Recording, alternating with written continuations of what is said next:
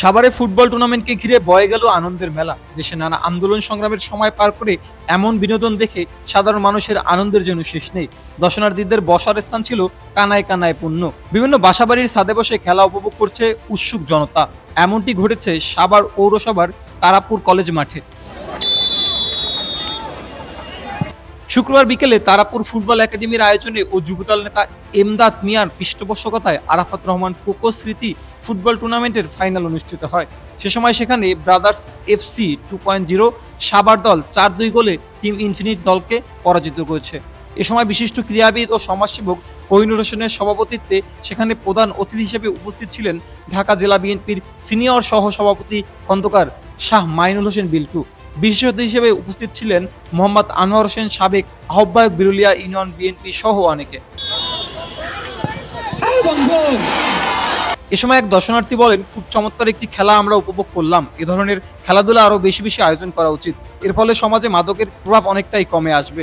আজকের সারা ম্যাচ জুড়ে পুরো ম্যাচটাই জুড়ে কিন্তু এ বিষয়ে বিরুলিয়া ইউনিয়ন বিএনপির সাবেক আহ্বায়ক আনোয়ার হোসেন বলেন, কিছুদিন পূর্বে আমরা এ ধরনের টুর্নামেন্ট আয়োজন করার একটি কথা স্বপ্নেও ভাবতে পারিনি। বর্তমানে আমরা সুন্দর একটি টুর্নামেন্ট আজকে আয়োজন হতে দেখলাম। এই আয়োজনের মাধ্যমে যুব সমাজ মাদক থেকে দূরে থাকবে বলে মনে করি।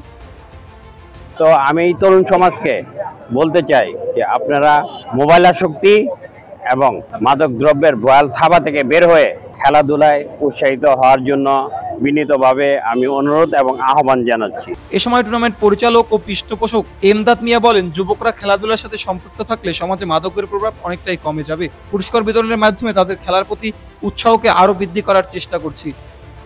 মাদক থেকে ইয়াং জেনারেশনকে দূরে রাখতে খেলাধুলা ছাড়া আর দ্বিতীয় কোনো ব্যবস্থা নাই। একমাত্র খেলাধুলাই পারে ইয়াং জেনারেশন যারা আছে তাদেরকে মাদক থেকে দূরে রাখতে এবং মাদক মুক্ত রাখতে। এ সময় শাহ খন্দকার মাইনুল হোসেন বিল্টু বলেন, 5 আগস্ট দেশ স্বাধীন হওয়ার ফলে এ ধরনের খেলাধুলা আয়োজন করা যাচ্ছে। ছাত্র যুবক মাদকে আসক্ত হয়ে গিয়েছিল, ঠিক সেই সময়ে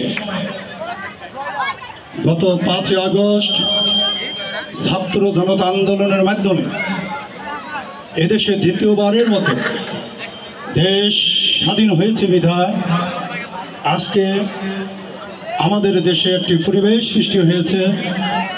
সেই পরিবেশের কারণেই আজকে খেলাধুলার মাধ্যমে ছাত্র যুবককে সেই ধরনের মাদক বা অসামাজিক কর্মকাণ্ড থেকে সরিয়ে এনে লেখাপড়ার পাশাপাশি আজকে এই খেলাধুলার মাধ্যমে তাদেরকে তাদের চরিত্র এবং তাদের নৈতিকতা আজকে উজ্জ্বল এবং সুন্দর আনার একটি সুযোগ সৃষ্টি হয়েছে।